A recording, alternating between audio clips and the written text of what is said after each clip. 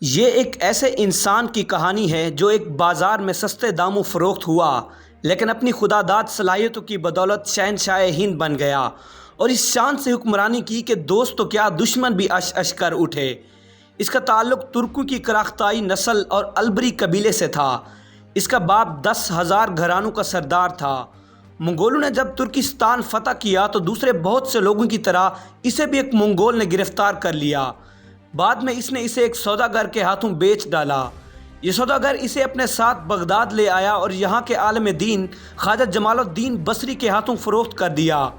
خواجہ جمال نے اسے التمش کی خدمت میں پیش کیا تو انہوں نے اسے بھاری قیمت کے عوض خرید لیا۔ یہ وہی غلام ہے جسے تاریخ غیاث الدین بلبن کے نام سے جانتی ہے۔ التمش نے بلبن کے چہرے سے اس کی آئندہ عظمت اور بلند اقبالی کا اندازہ کر کے اسے اپنا بازدار خاص مقرر کر دیا، جہاں اس نے اپنی صلاحیتوں کا شاندار مظاہرہ کیا۔ وہ بہت جلد بادشاہ کے اتنے قریب آ گیا کہ وہ 40 اہم ترین وزیروں میں شامل کر لیا گیا۔ ناصر الدین محمود کے دور میں وہ ایک طاقتور ترین وزیر کے طور پر ابھرا۔ ناصر الدین نے بلبن کی بیٹی سے شادی کر لی، جس سے بلبن کی طاقت میں مزید اضافہ ہو گیا۔ سن 1266 میں ناصر الدین کی موت کے بعد بلبن ہندوستان کا بادشاہ بن گیا۔ غیاث الدین بلبن ایک باشعور، سمجھدار، ہوشیار اور صاحب وقار حکمران تھا۔ اس کے ہر حکم میں عقل مندی اور سنجیدگی کے آثار پائے جاتے تھے۔ وہ ہمیشہ سلطنت کے اہم امور قابل اور موزوں افراد کے سپرد کرتا تھا۔ نااہل لوگ اس کے دربار کے قریب سے بھی نہیں گزرتے تھے۔ اسے جب تک لوگوں کی قابلیت، ایمانداری، معقولیت، پرہیزگاری اور پختہ ارادی کا تجربہ اور اندازہ نہ ہو جاتا، وہ اس وقت تک کوئی اہم کام ان کے سپرد نہیں کرتا تھا۔ ان صفات کے ساتھ ساتھ اسے اپنے نائبین کی اعلیٰ خاندانی اور شرافت نسبی کا بھی بہت خیال رہتا تھا۔ اس کے مقرر کردہ صوبے داروں میں گھٹیا فطرت اور پست طبیعت کے لوگوں کے لیے کوئی گنجائش نہیں تھی۔ اگر اس کو اپنے کسی صوبے دار کی بددیانتی کا کوئی ثبوت مل جاتا تو فوراً اس کو اس عہدے سے برخاست کر دیا جاتا۔ اس طرح بلبن انصاف اور حق پرستی کو بھی پوری طرح مد نظر رکھتا تھا۔ ایک مرتبہ غیاث الدین بلبن کے ایک معتبر غلام ہیبت خان، جو اودھ کا حاکم تھا، مستی کے عالم میں ایک شخص کو ہلاک کر دیا۔ مقتول کی بیوی بلبن کے پاس فریاد لے کر آئی۔ غیاث الدین نے ہیبت خان کو 500 درے لگانے کا حکم دیا۔ اس سزا کے بعد بلبن نے ہیبت خان کو اس بیوہ کے سپرد کر دیا اور کہا، تو جائے اس کے ساتھ جو سلوک کرے، چاہے اسے قتل کر دے چاہے اسے معاف کر دے۔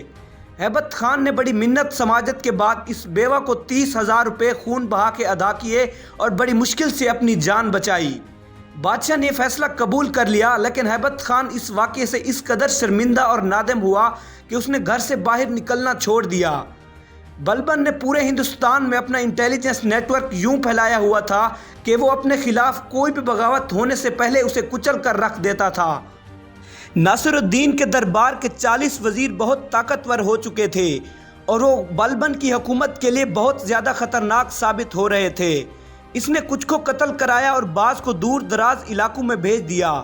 ناصر الدین کے دور اقتدار میں منگولوں نے کئی دفعہ ہندوستان کے اندر آ کر اپنی کارروائیاں کی تھی، حتیٰ کہ لاہور کو بھی کئی بار لوٹ مار کا نشانہ بنایا تھا۔ آج ایک بار پھر وہ منگول ہندوستان کو تباہی کا شکار کرنے شمالی علاقوں سے حملہ آور ہونے کے لیے آ رہے تھے۔ بلبن اپنی ماضی سے باہر نکلا اور فوراً آواز دی کہ اس کے بیٹے شہزادے محمد کو دربار میں حاضر کیا جائے۔ تمام درباری سمجھ گئے کہ بادشاہ نے منگولوں کو ہندوستان میں داخل ہونے سے روکنے کے لیے کیا فیصلہ کیا تھا۔ اتنی دیر میں شہزادہ محمد دربار میں لایا گیا۔ بلبن آگے بڑھا اور اپنے سب سے پیارے بیٹے کو کہا کہ اسے فوری طور پر ملتان کا گورنر مقرر کیا جا رہا تھا اور اس کا کام منگولوں کو روکنا تھا، چاہے اس کام کے لیے اسے اپنی جان ہی کیوں نہ دینی پڑے۔ سلطان غیاث الدین بلبن خوفزدہ درباریوں کو دیکھ کر مسکرایا اور بولا، جب ہندوستان کی نسلوں کے مستقبل کا سوال ہو تو بلبن کو اپنے بیٹے کی قربانی دینا ہی پڑے گی، کیونکہ اس کے بغیر تاتاریوں کی یلغار نہیں رک سکے گی۔ وہ یہ افورڈ نہیں کر سکتا کہ اپنے ایک بیٹے کو بچاتے ہوئے وہ ہندوستان کے لاکھوں بیٹوں کے سروں کے مینار کھڑے کرا دے۔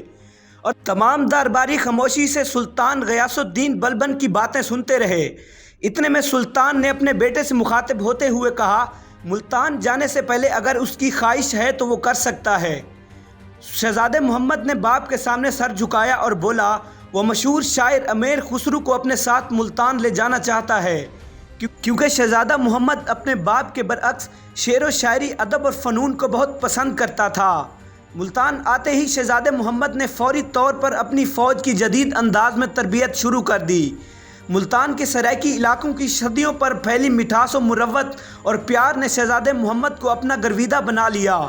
اس دوران میں بلبن کے حکم پر دریائے سندھ اور دہلی کے درمیان نئے قلعے تعمیر کیے گئے اور پرانوں کی مرمت کا آرڈر دیا گیا تاکہ منگولوں کو ہندوستان میں داخل ہونے نہ دیا جائے۔ فوج کے بہترین دستوں کو ہندوستان کی شمالی سرحدوں پر تعینات کیا گیا۔ آخر میں وہی کچھ ہوا جس کا خطرہ تھا۔ شہزادہ محمد کو اپنے ملتان کے دربار میں خبر ملی کہ منگول آج کے موجودہ خیبر پختونخوا کے علاقوں میں داخل ہو رہے ہیں۔ شہزادہ محمد اپنے ملتان کے بہادر فوجیوں کے ساتھ وہاں سے نکلا اور منگولوں کے سامنے جا کھڑا ہوا۔ کئی دن تک جنگ ہوتی رہی اور شہزادہ محمد اپنے فوجیوں کے شانہ بشانہ لڑتا رہا۔ اس جنگ میں وہ شدید زخمی ہوا، لیکن اپنے باپ کی عزت کا بہت خیال تھا۔ جب تک منگولوں کو شکست نہیں ہوئی، وہ اپنے گھوڑے پر سوار ہو کر اپنے فوجیوں کی ہمت بڑھاتا رہا۔ جس وقت وہ اپنے خیمے میں آخری سانسیں لے رہا تھا تو اسے یہ خبر دی گئی کہ منگولوں کو شکست ہو گئی تھی۔ شہزادہ محمد مسکرایا اور ہمیشہ کے لیے خاموش ہو گیا۔ جب یہ خبر غیاث الدین بلبن تک پہنچی تو وہ اس صدمے سے کبھی نہیں نکل سکا، کیونکہ شہزادہ محمد اس کا سب سے زیادہ لاڈلا بیٹا تھا۔ اس نے اپنے بیٹے کی قربانی دے کر تاتاریوں کو ہندوستان کے لوگوں کو کھوپڑیوں کے مینار تعمیر کرنے سے روک لیا تھا۔ امیر خسرو نے اسے اپنے شہزادے محمد کی بہادری پر بہت شعر و شاعری بھی کی۔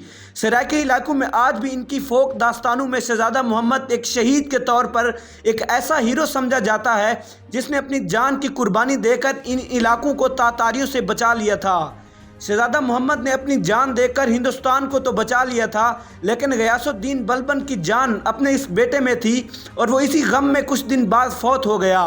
مرنے سے پہلے غیاث الدین بلبن نے تاریخ میں ایک بات ثابت کی: جب ملک بہت بڑے بحرانوں، اندرونی خلفشار، بغاوتوں اور وار لارڈز کے حملوں کا شکار ہونے والے ہوں تو پھر اپنے سب سے پیارے بیٹے کی قربانی دیے بغیر بات نہیں بنتی۔ دوستو، میری اگر یہ ویڈیو آپ لوگوں کو اچھی لگی تو ویڈیو کو لائک کریں، شیئر کریں، کمنٹ کریں اور میرے چینل کو لازمی سبسکرائب کر لیں تاکہ آنے والی اچھی ویڈیو سے آپ لوگ فائدہ اٹھا سکیں۔